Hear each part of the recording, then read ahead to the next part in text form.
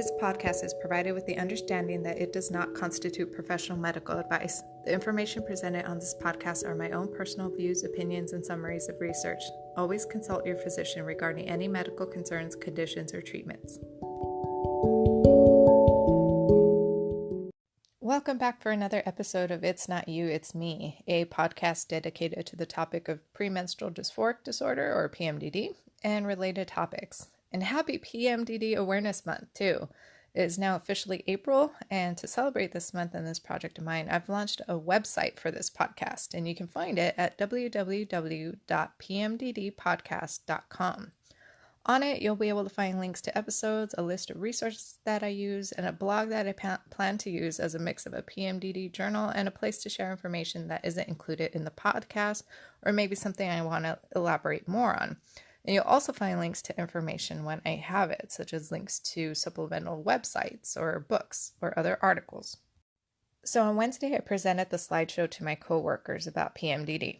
I'm pretty sure I briefly spoke to each of them individually on different occasions about PMDD, but I wanted to do it as a whole to go more in depth and to also bring awareness that April is PMDD Awareness Month. They were surprised by the examples I gave with my own experiences, and when I showed the slide about the symptoms, I also noted which ones I suffer from of all those symptoms. And when I gave the larger picture of the impact of the PMDD symptoms can have in a woman's lifetime, they were shocked. Monthly management of symptoms sounds so much more easier than when you give the larger perspective of a woman suffering between 2 to 8 years worth of life or losing that time to their symptoms. And some of them were able to think about their own symptoms when they are experiencing menstruation, which kind of helped give them a perspective of what I feel for those 2 weeks. They thought about how they would feel tired or irritable, and then magnifying that is, what I would feel like. So it kind of gave them a better idea of what I go through every month. They thanked me for sharing my information, the story, and I'm really glad I shared it, although I probably could have made it more of an hour-long session. About 25 minutes was enough to just kind of go over the basics and not really go into depth with each symptom or all the different treatments. So at least they got a broad idea and hopefully sparked a little more interest to where they went and Googled it on their own, or maybe went home and shared with their husbands, boyfriends, cousins, whomever about it. And funny enough, one of my coworkers even made the connection on her own that I must get really happy when I start my period because of how my symptoms go away at that time, as opposed to when she gets it and she's like, oh, damn, for us, it's a completely different story. We start bleeding. It's like, yes, thank God, finally, because then we know our symptoms are, pretty much done for that time. And I told them that I don't want my PMDD to be an excuse for my behavior, but instead just want them to have an understanding as to why I'm feeling or acting like I am, and for the awareness to be there. So now on to the book. The PMDD Phenomenon was first published in 2004, though Amazon shows 2003 for some reason, but it's roughly about the same time, and again in 2017. And it was written by Dr. Diana Dell, who is board certified in OBGYN and psychiatry, and Carol Zvek, who has a master's degree in physiological psychology. I wasn't quite sure what to expect from this book, but I was really impressed with it. They describe the book as being a quote-unquote scholarly but readable book, which is 100% correct. All the science and facts are explained in such a way that makes them readable and still easy to understand. And I think it's a great book for someone who has just been diagnosed, someone who thinks they may have it, and to those people that want to support someone with PMDD and learn more. And the book is broken into 2 parts.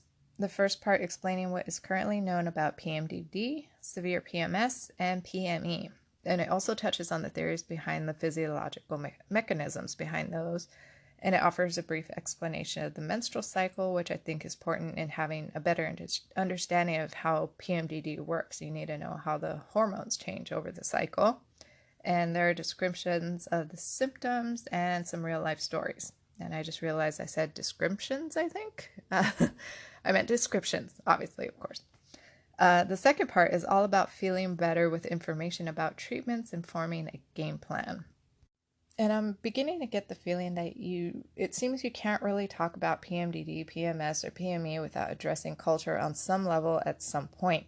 The authors note that one argument against the existence of PMDD existing worldwide is because women don't report the same set of symptoms, which brought to my mind the study noting that Chinese women express more physical symptoms than emotional when compared to women in the United States who express more emotional symptoms than physical.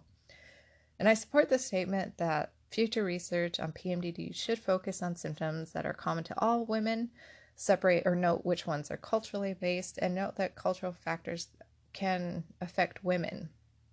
It's important to keep in mind, too, that openly talking about emotions and women's health issues are not the norm in every country. It's more acceptable, I guess, in, like, say, the United States than India.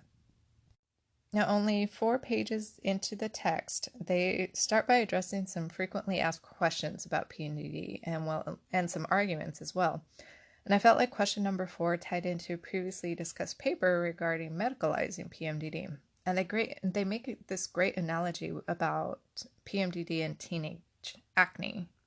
Hormonal changes are a normal part of puberty and growing up, and acne is common among teenagers for that reason. I even have a small acne scar on the tip of my nose to this day from that teenage troublesome skin. But some teens develop such bad acne that it begins affecting their self-esteem. They stop going out with friends or family and become embarrassed of their opinions. And, to sum up, it basically impacts their normal way of living. It's even represented in acne commercials. They show teens not wanting to leave their rooms, avoiding eye contact or trying to hide their face, making excuses not to go out with friends. That is until they've tried whatever wonderful acne medication the commercial is selling, and then the commercial cuts to scenes where they're taking selfies with friends and are surrounded by their friends at a high school football game, and there's a slow motion high five, and they're having a great time. The difference is you can see the acne, but you can't see the PMDD. Because the acne is visible and obviously impacting the teenager's life, you find tons of products and medications dedicated to helping clear skin.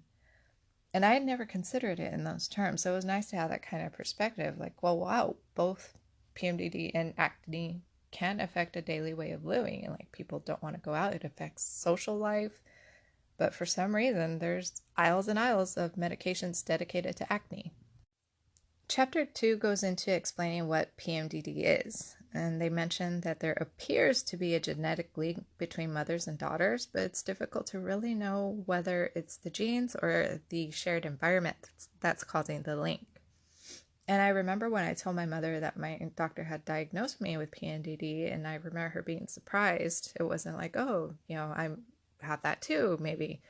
She hadn't heard of it, and when I told her about it, I don't recall her saying that she might have had it or shared a lot of the symptoms. So I'm not sure. I don't think we have a genetic link, just, from my own observations and experience. The most symptoms I can remember my mom having were just cramps because she would sometimes lay down and rest. And even to this day, when I talk to her about my PMDD, she has never said anything like, that was me too, or I had that too. So in my own case, I didn't see PMDD in my mother. But there have been studies on identical twins that suggest about 35% of PMS is due to genetics. Now keep in mind, these are identical twins, not fraternal. These are twins that have identical genes, and this is only specific to PMS, but not PMDD. So who knows? Maybe it is a plausible idea. A physical aspect mentioned that was new to me is that during the time of stress, instead of increasing, heart rates actually go down in women with PMDD. And they speculate that this might be because the body has adapted to long-term stress, or it's an example of regulatory systems in women just with PMDD being quote-unquote disconnected. Chapter 3 is entitled, Do You Have PMDD? And don't worry, I'm not going to go chapter by chapter, but I just want to discuss some that have extra interest to me. So in this chapter, they touch on 5 patterns of symptom presentations, which were new to me. I had never seen or heard of these before. They are spike pattern, which is the most common, peak and spike, peak and mesa, butte, and PME pattern. That's kind of a tricky thing to say. So many P's. But on my website, I'll put a little more explanations to how these work. But based on the descriptions, I think I fall under the peak and spike patterns. And I'll summarize those, but basically each pattern has a timing of when PMDD symptoms begin to show, when they intensify, how long they last, and when they clear. And these pattern examples help to reinforce the importance of tracking symptoms over at least a 2-month cycle. I also like that advice was given in regards how to go about navigating a doctor's appointment to discuss PMDD, and they offer suggestions as to what to mention to your provider, such as what symptoms are, at what point in your cycle these symptoms begin to appear, how long they last, also mentioning any other conditions you may already have or have been diagnosed with, discussing when symptoms started, like at what age, and discussing any other life changes or stress happening in your life. All these things can not only help determine whether a woman has severe PMS, PMDD, or PME, but it also helps develop a plan for treatment. And though this book was first published 15 years ago, many women today are still embarrassed to discuss premenstrual issues and symptoms with their doctor, or many feel like their symptoms are a sign of weakness. But to get properly diagnosed and a plan of treatment started, it's important to be upfront with your doctor. The way I see it is the more open and honest I am with them, the better equipped they are to help me. Now, granted, there are still some problems with physicians having the knowledge and willingness to discuss and consider PMDD themselves, but that's a whole other different sphere of challenges.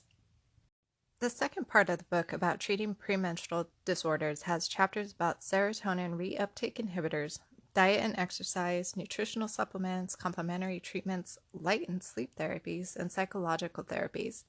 In the chapter about SSRIs, they break down the medications, and I really like that for each of them. They include the brand names, the common dosage for premenstrual syndromes, the research results, the common side effects, and also who should not take it, meaning like if you have diabetes or history of liver, kidney disease, things like that.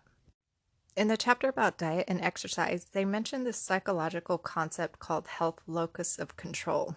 It basically means that we all have had experiences with our health that have helped form our beliefs and perceptions regarding how much control we feel we have over our own health.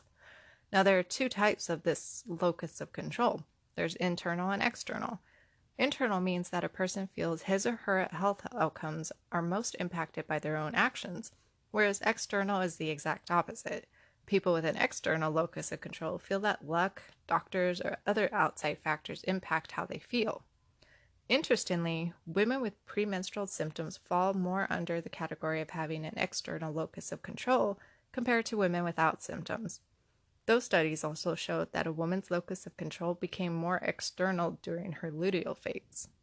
The author suggests that using an internal locus of control may help a woman take more authority over how she reacts to menstrual changes and compel her to actively pursue treatments to get help. And this locus of control is not solely limited to feelings toward health, but outcomes of everyday life successes and failures. For example, say I got a promotion at work. With an internal locus of control, I would say I was promoted because of my hard work and wonderful performance, and I'm just an awesome employee. If I had an external locus of control, I would say I got promoted because I happened to be in the right place at the right time and got lucky, and it had nothing to do with my work. Maybe I was just next in line. Now, about exercise. When you want to feel better right away, exercise is probably the best thing you can do.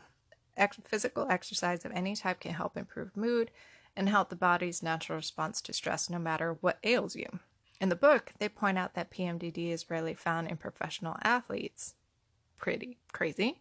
That is until they stop training, then they start to may begin to experience the symptoms.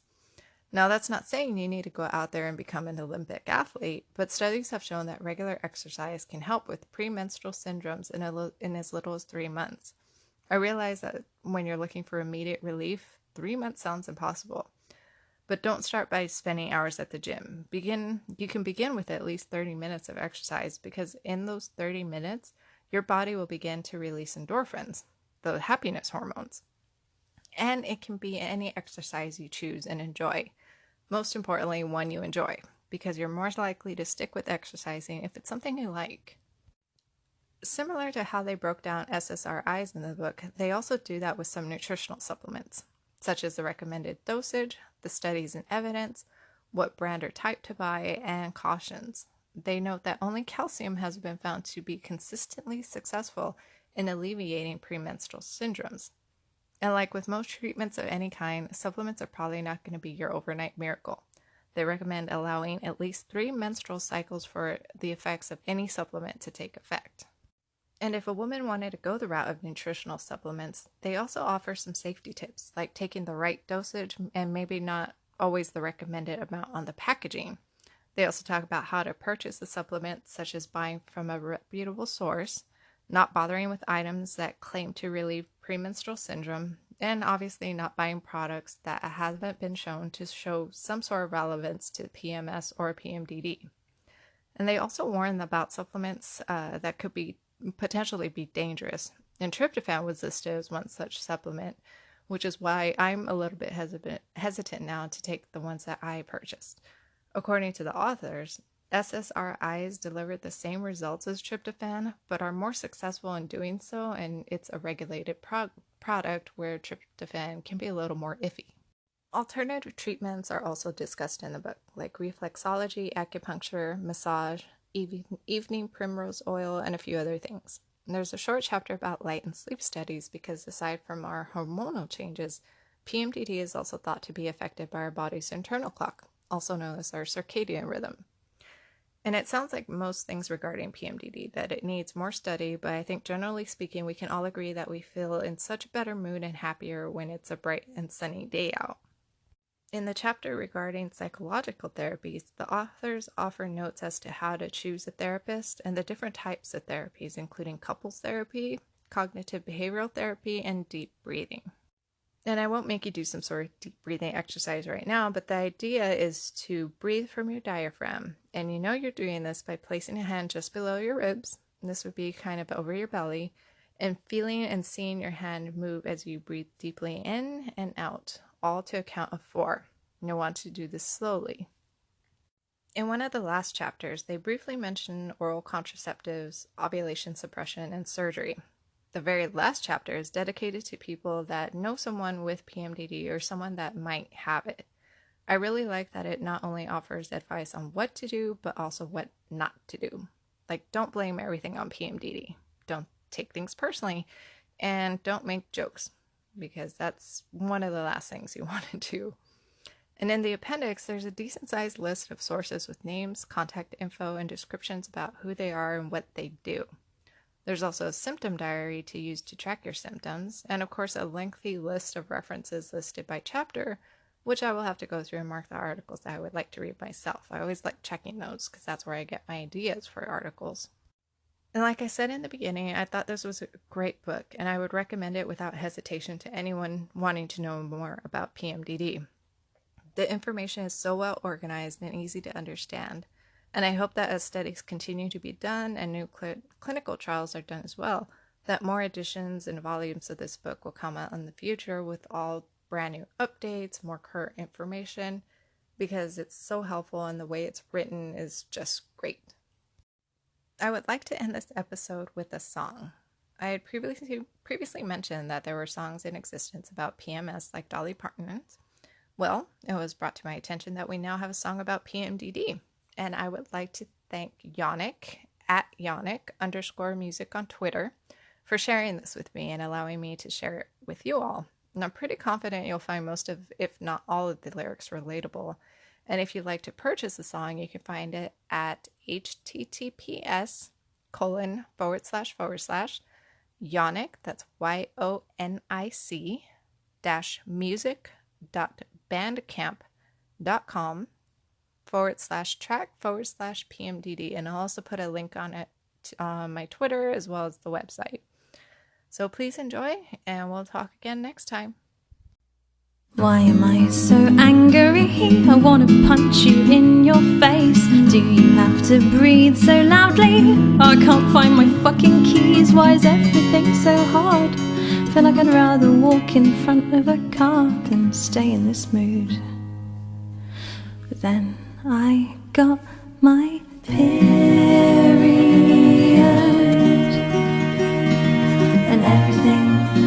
seems to make sense again. The world has turned from black and white to colour, and I don't want to hurt you anymore, my friend. Oh, it's agony, but now I can see beauty. Oh, it's bloody, but now I can think clearly. Until next month when we go round again. Why am I so ugly? I've never seen so many spots in my life. I'm fatter than I've ever been. No wonder no one wants to fuck me. How can my bum be both too big and too small? Is that even possible? I can't stand this mood. But then I got my period, and everything seems to make sense again. The world has turned from black and white to colour, and I don't want to hurt you anymore, my friend. Oh, it's agony, but now I can see beauty. Oh, it's bloody, but now I can think clearly. Until next month when we go round again. Why am I so ridiculous? I keep fucking everything up. I can't even cook a stupid omelette. There's egg everywhere and I wanna cry. Maybe I'll just lie here on the floor, curled up in this little ball, wallowing in my mood. But then I got my period, and everything seems to make sense again. The world has turned from black and white to colour, and I don't want to hurt you anymore, my friend.